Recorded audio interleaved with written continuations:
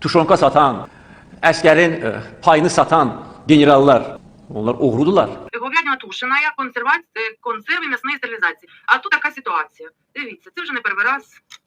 Я ось відкриваю. Тут теж написано яловична тушонка. Але це не, дивіться, бачите, я хорошо наклеєно. Це не українська тушонка, а дивимося консерви м'ясні стерилізації.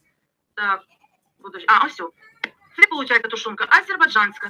Bu tuşonkanın üzərində yazılı satışı qadağandır. Azərbaycan Respublikasının Dövlət Sərhəd Xidmətinə məxsusdur.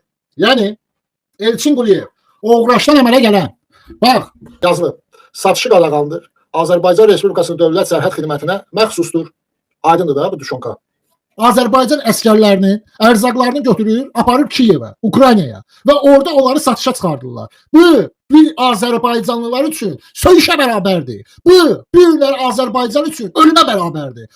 Hanı bu xalq? Niyə səsiniz gəlmir? Bu əskərlərin bugünləri yanında niyə dayanmırsınız? Niyə dayanmırsınız? Əskərlərin haqlarını niyə tələb eləmirsiniz? Elçin Quliyev, ay uğraş, ay arvad uşaqda kişi olan uğraş. Hardasa? Niyə görə cavab vermirsən?